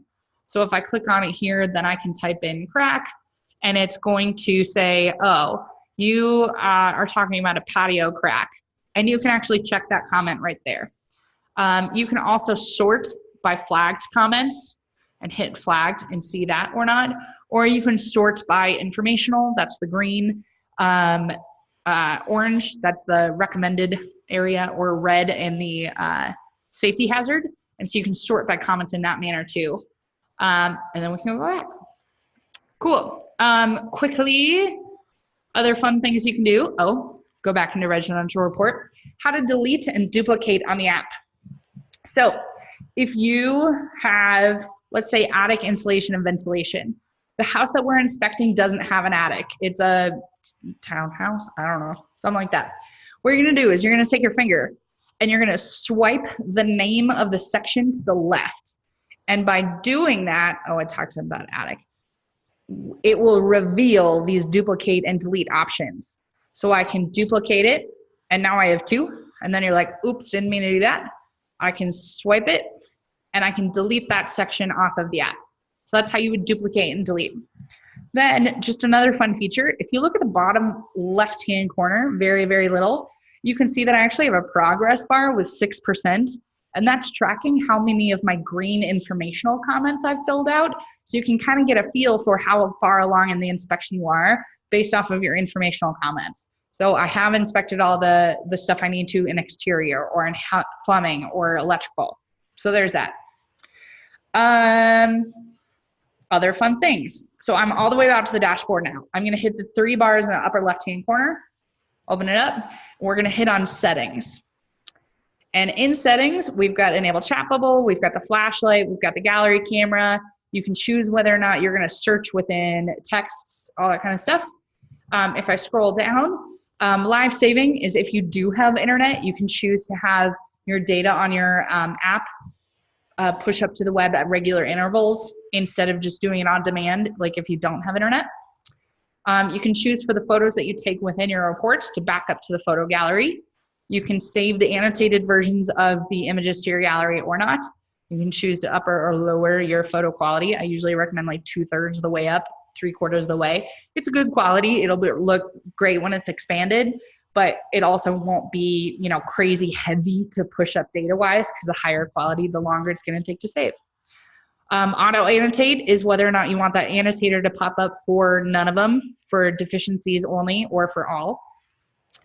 And then reset app memory is if instead of using that clear all version on the saved area, you can reset app memory and it'll just dump your reports off and delete temporary files and stuff like that. And then it'll restart your app and you'll be fresh and good to go as if you just downloaded it. Okay, I know I just threw a ton of stuff at you guys. So Q&A time. Thank you for sticking with me for so long today. Okay, so what I'm gonna do, forgive my face explosion, that's just about to happen. We're gonna switch back to the desktop and open it again. Okay, so you should be looking at spectora.com now. Pull this guy up. We're gonna open up the chat. I don't think you guys can see my chat, but that's okay. All right. I'm going to go in a reverse chronological order just because it's like the most information that we've just had. Okay, John wants to know if when you clear all, does it remove the photos from the phone? If they're backed up into your gallery, no, it doesn't touch that. It just touches the app's data. So it's the report that's saved on the app that if you have already saved up to the web, it's just duplicate information. So it would delete a photo that's within the report within the app. But if the photo is saved onto your device's gallery, it's not going to touch that. Can the locations grid be edited? Yes, that's actually on the desktop because that's universal for everything. So if we go to settings here, we really didn't do settings that much. This is where you would do your services and your fees, adjust your availability schedule, stuff like that. If we scroll down here and you go to report tools in location tags or report options, location tags, this is where you would edit the master buttons. Or like I said, you can click and type. Cool. Can we delete a selection the same way? Ian, I'm not entirely certain what you're talking about with a selection. So I think you're talking about a comment and you would just unselect it, or you could do the swipe to delete. Cool, we covered it, thanks, love it. Okay, Ian also wants to know if you can tell me that e-signature is also valid in Canada. We have a couple hundred Canadian inspectors and they do use the agreement. So while I cannot speak the way that I can in the US, I'll tell you that several hundred Canadian users are using checkbox. And you inspectors are by nature very, detail-oriented, what's the word I'm trying to look for? It's not superstitious. You're liability conscious, as you guys should be. And so if a couple hundred Canadian users are using it, I would fairly guess that the checkbox covers Canada as well. Can we create our own commercial or multifamily templates? Yes, you can create any type of template that you want. We actually have a couple companies down in Texas that only do pest. We have some companies that use the templates and have created their own templates for check-in and check-out property management. And we actually have a college that's using us to inspect dorm rooms and just perform those inspections. So you can really customize your template because you can do your sections, items, comments, and input any information in there. You can create your own commercial, multifamily, everything like that. I do generally see a residential inspection with everything, and then they will copy that template and put it, you can clone, and then they'll go through and do like a condo template and delete what they don't need in there. And so there's usually several different types of templates based off of size of house or service that you're doing. Cool. How do I do the report template on my smartphone? Okay, bad news for you, Glenn. The app is just a report editor. So it's the inspections, it's the reports that have been assigned to a particular inspection.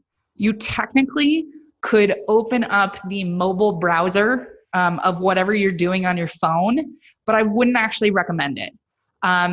Mostly because this feature of, if we go to the template editor, it's how your smartphone or your tablet is touchscreen. Touching the screen is actually just like clicking. And on the template editor, if you click and drag, you're reordering. And so when you're editing on the smartphone or on your template or tablet, if you press to click and then scroll, because you know how like going like that is how you scroll on an app, you're actually doing the function of click and drag. And so I don't recommend doing template editing on a smartphone or a tablet. Plus, it's just a lot easier to see and type on a laptop, to be honest with you. So app is going to be report editing. Everything else you're going to want to do on a bigger screen. You can do most of the functionality on your mobile browser. I just wouldn't recommend it for the reordering thing. Cool.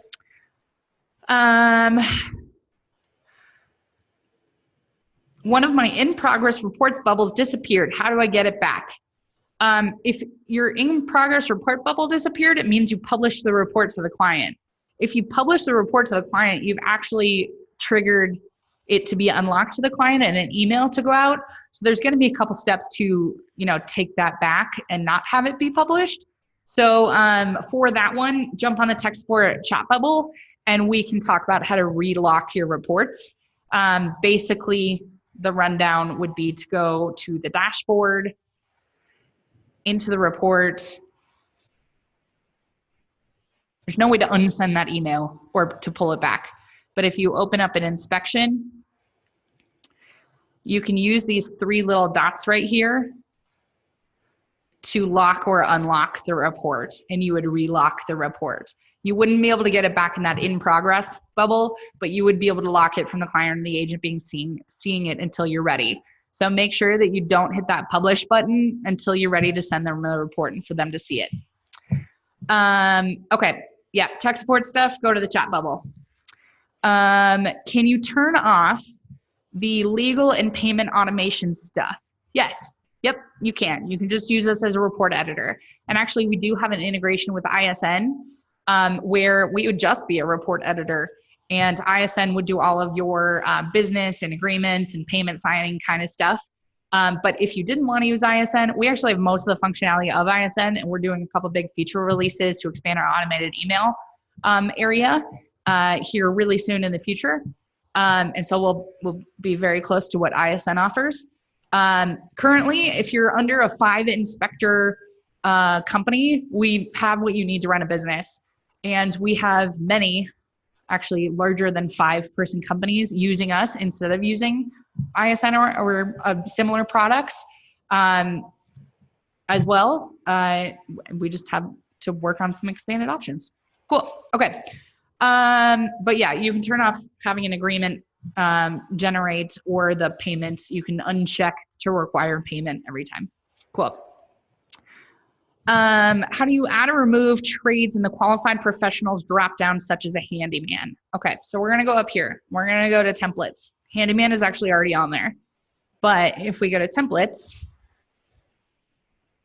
that list we actually control. That's not an editable list. So what he's talking about is if we go to roof, and then we're going to keep on using my roof in here, it's the how to address the defects. So it's this recommendation. We actually control this drop-down menu. And we do that because depending on the area of the country you're in, having different words for things like specialist, contractor, license, stuff like that, can actually either get you in a lot of trouble or one way or the other. So we deliberately keep this vague. If what you're looking for is not on here, which I believe handyman is, handyman DIY or just handyman, this is pretty comprehensive. I'm not gonna lie.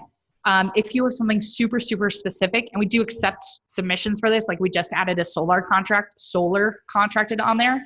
Instead of using this recommendations area, you would set recommendation, and then you just type in, I recommend a solar contractor, and you'd include it in the defect text area down here. And so you can still recommend who would you like, but it wouldn't be in the drop-down menu. Cool. Can we install our own standards of practice? Yes, you can put them right into the template. Okay. So what you do is scroll up to the top in this templates area, and if you hover over the names of the sections here and click the pencil, it's going to open up the information for this particular section. So you can change the icon that's in the area. You can choose whether or not to have an overview grid for this particular section.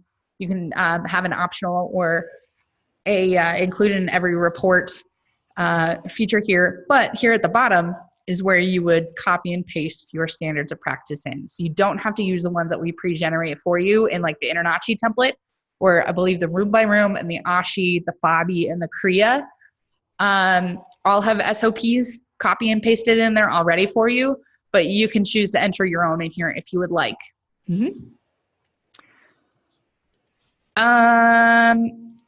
Okay. Can you begin a report on the phone? Yes. You would just use that new, schedule the inspection. The report would download from the web, and then you can edit without internet on there, which is great. Okay. I'm to the top, so now I'm going to go back down because there's 10 new messages on here. We covered it. Good. Okay. Down to Richard Green's comments. Is duplicate delete also how you would record multiple items in one under one section in the app?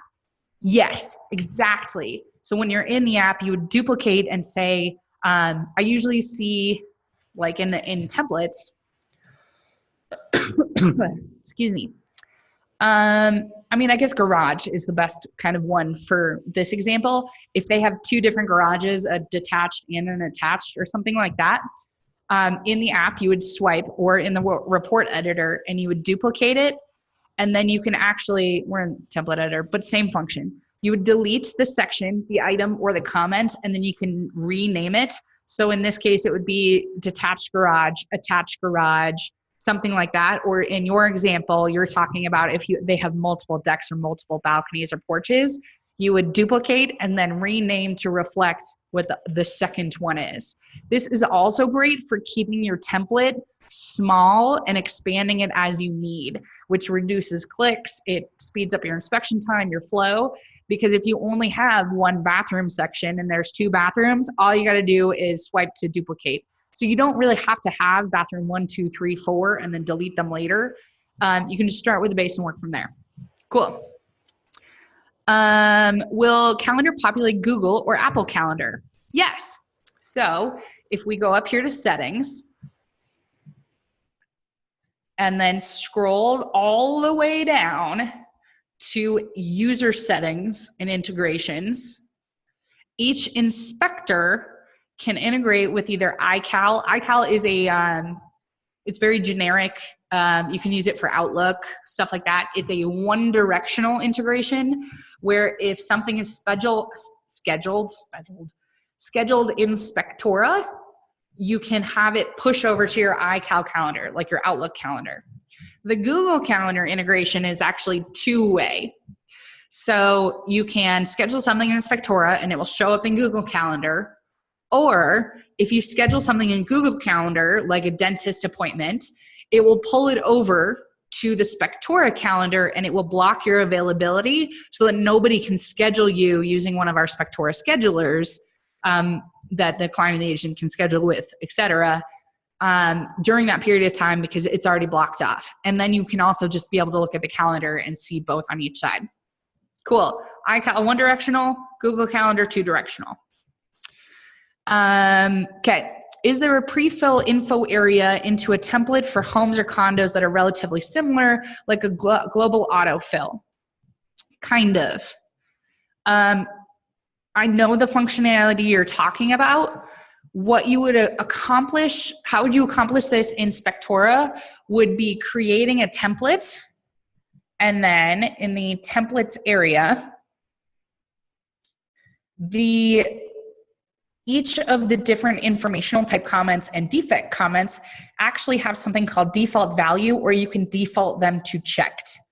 And so if we, sorry, I gotta drag the chat over to the side. I'm just gonna keep going in roof.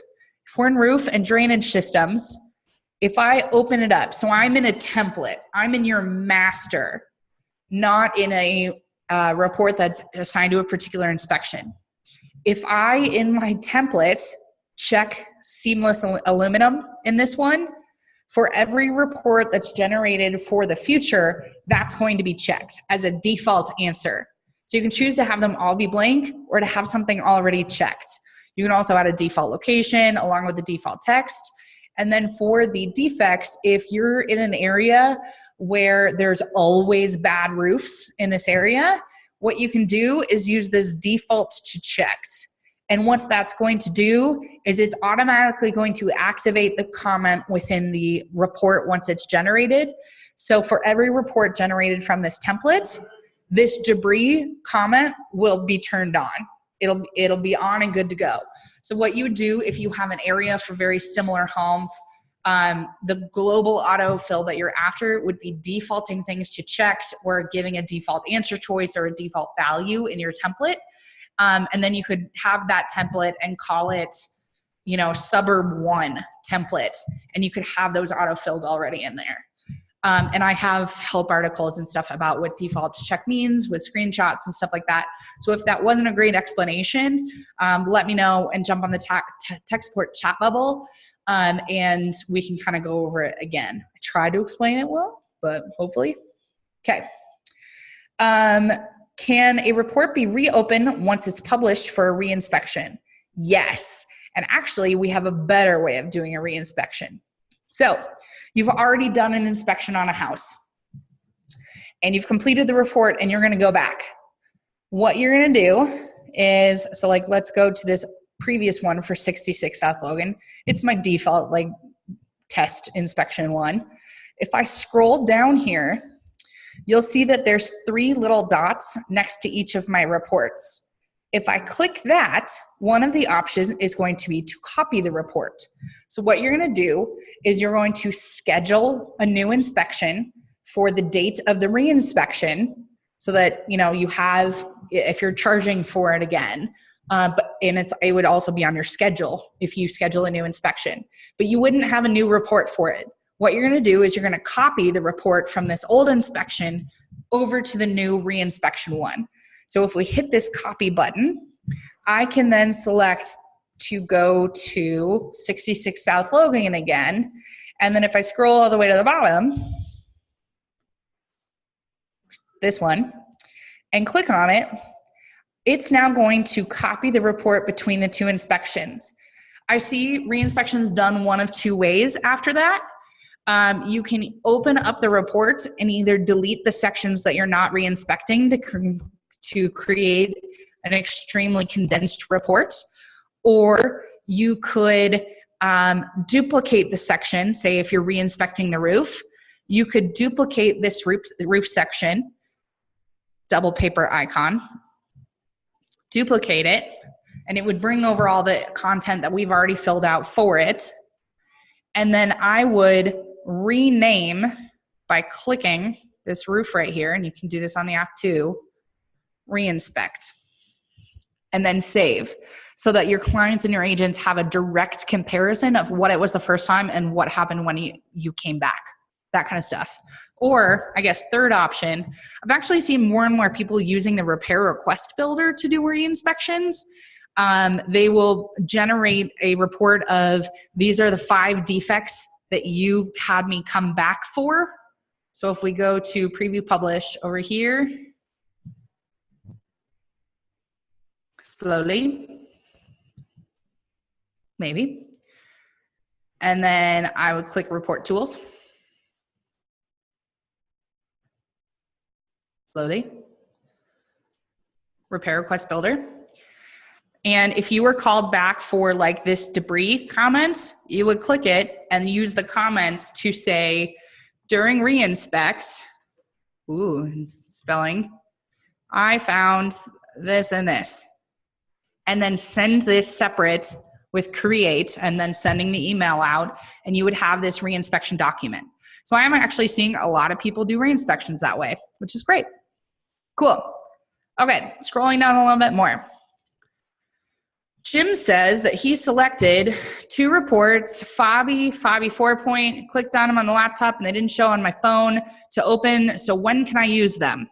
Okay, so templates, because it's your master cookie cutter, it's your master blank, are on the web.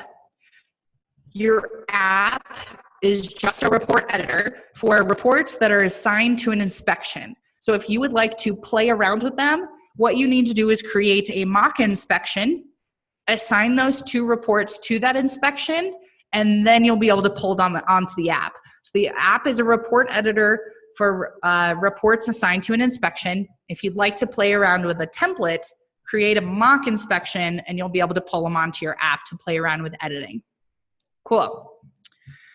Can you edit a published report? Yes. And I think this was partially asked earlier and then I got sidetracked. Because of the way that the web reports are, if you misspelled something or a photo, you forgot to upload it later or something like that, if you actually go in here and make an edit, it will automatically show up on the web report. There isn't a delay. The report doesn't completely lock out once you publish it. Publishing just triggers the report ready email to go out. And then it will, if they have paid and signed, the client will be able to view it. But making an edit, like if you forgot to fill out this in attendance and check it, immediately if we go to preview publish, you're going to be able to see that, and same thing with your client and agent. You don't have to republish to them. When they click the link to look at it again, they're going to see your edits. Cool. Web reports, very fun. Do I offer training for new users to set up the system for reporting? We actually recommend that you start with the Spectora YouTube. So it's youtube.com/Spectora, this Spectora setting up series that I made. And it has an intro that breaks down everything. Common questions for that if you're not that comfortable with technology, like what's the difference between the app and the web, a template and a report, stuff like that. And then I break down in more depth than I did in this webinar, the web platform and the mobile app into easy to understand basics, essentially. And most of the time, we find that this answers your general questions. After you have watched these YouTube videos, and I actually have many other webinars and other tutorial training videos on our YouTube channel as well. After you've watched some of those, we will then schedule one-on-one screen share sessions like this one to answer the more in-depth questions. Like, I specifically would like to set up my agreement this way. How do I accomplish it? I know how to set up an agreement. It's just I'm looking for a little extra tweak. So start with the YouTube setup series. Ask tech support on the tech support chat bubble as much as you would like with questions. But once you've watched those YouTube series and you've got a feel for the basics, then we schedule one-on-one training sessions. We just find that if we do them before you watch the YouTube videos or stuff like that, then there's a lot of confusion. And it's like this webinar. There's a lot of stuff to consume. Cool. Ian wants to know if there's any French reporting available. Not currently. However, you can take the PDFs of our reports, and I have heard that Google Translate actually has a really good PDF translator. So you could do the report in Spectora and then translate the PDF into French. Something like that. Cool. How do you do a mock inspection? You would schedule an inspection with either the name of your house or your street, or even you could just do 1, 2, 3, 4 mock inspection as the name of the address, and 1, 2, 3, 4, 5 is the zip code. And then you would add the reports to that inspection, and then you'd be able to pull it on your app. So you don't need client data, agent data, anything like that. You would just create an inspection and assign the report to it. Cool. When you hit preview publish, it automatically publishes, or can you review and then send to the client? Great question. So we're back in the web report editor, and we're back up here. So we're in the web report editor, and the question is specifically about, come on, little buddy, this preview publish button. That's just on the inspector side, and the only thing that it triggers is taking you to view the web report. It doesn't actually publish it. Okay, so it takes you to view your web report. From here, if you wanted to publish it to the client, you'd hit this big orange publish button. But preview publish as a button just takes you to the web report where then you can publish, because you can't publish directly from the web editor. Cool. If I purchase a website through Spectora, will it have the email capacity? We do actually create G Suite accounts for you. We host email subscriptions for you. So we build custom websites for those of you guys that aren't aware. We've got some pretty great jumpstart packages is what we call them, that bundle a custom website, hosting for that website, an annual subscription of the software, as well as training, stuff like that. And by bundling all three of those together, you actually save, I think it's like $700, $800 from building each of those, separately. And so we do have an additional service that you can sign up for email hosting, and we created G Suite for you. Yes. A lot of the times also, so you would buy your own domain. So SpecToreador.com is our domain, and you would buy your own domain, and then we'd build the website for you on that domain. And so that way, if you ever chose to leave Spectora, we wouldn't own your website. You own your website.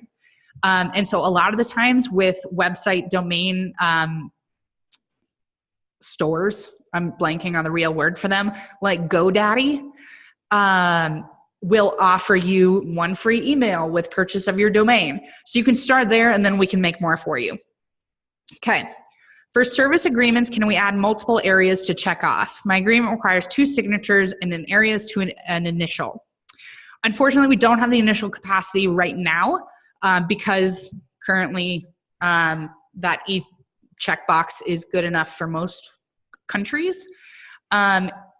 I have seen many people, and it was confirmed by several inspectors who hired their own legal teams, that in the place of where you need the 2 signatures in the area of the initial, you can put the text of saying, by checking below, you're also agreeing to this checkbox area.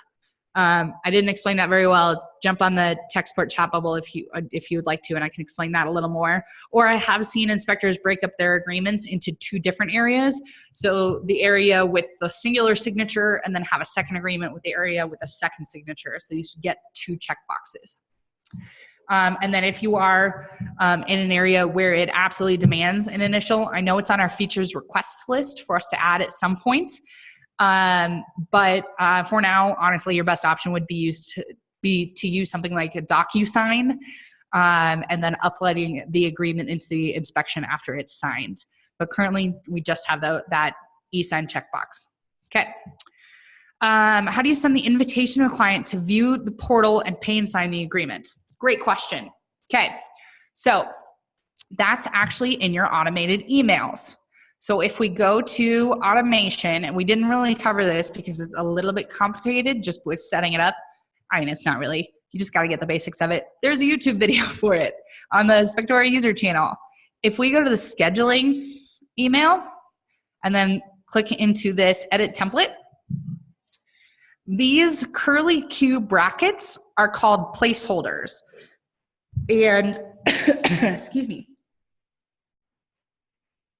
They are lines of code. They're going to auto-populate information and pull information from inspection details.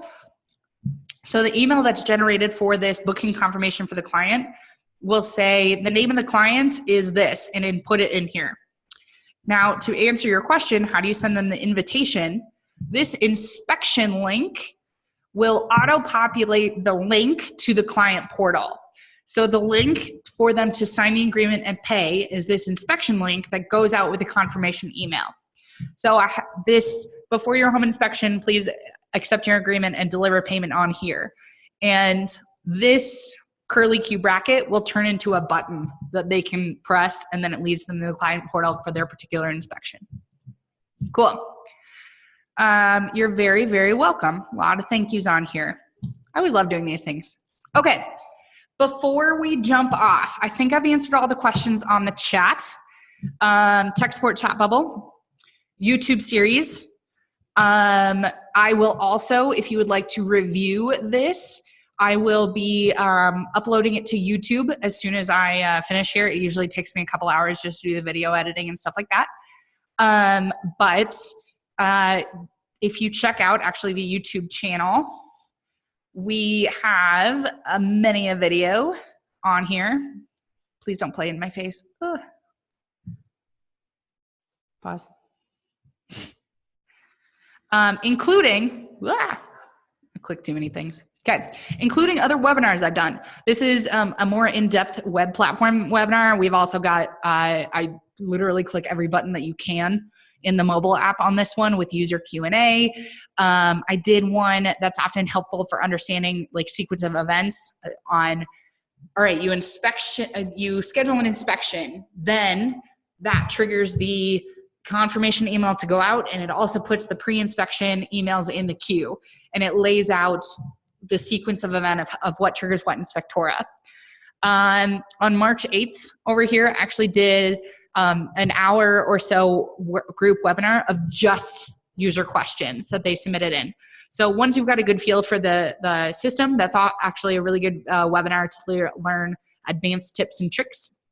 But we also have some really other great videos on here, how to boost your website rankings. We've got marketing videos. We've got testimonials from some of our inspectors, or a second-year home inspector superstar, that's Dalen, shares his secrets, because Kevin, one of our 2 founders, has a podcast called Spectora Spotlight that you should check out. All sorts of good stuff on here. What do informational comments look like? The number versus a checkbox versus whatever, and how do they look in the report? So this YouTube channel is an amazing place for you guys to start learning and really get the visual. I will be uploading this to YouTube, like I said, in a little bit here. It might take me a little bit to do some editing. But I really, really, really, really, really, really appreciate you guys tuning in and so much patience with my internet running slow with so many of you on here, and how my phone kept on disconnecting. Fred just wrote in that Spectora is wondering if we're going to make it to Florida and Fabi. We're unsure about the June one, but we are going to the September Fabi. And we'll be at the Internachi Boulder one because it's like a 45-minute drive for us. And then we'll be doing the Vegas RSW one. We just got back from San Diego for Ashi. So we're kind of all over the place. But September for sure, maybe June for Fabi. Cool. Okay. I appreciate you all so much. I love working with home inspectors. You guys are great. Let me know on the text board chatable if you have any further questions, but I really appreciate you guys tuning in, and I hope this was helpful. So have a wonderful weekend. Stay warm if you're here in the West with bomb cyclones, but otherwise, everybody start wearing flip-flops. I'm ready for it. So, okay. Thanks, guys.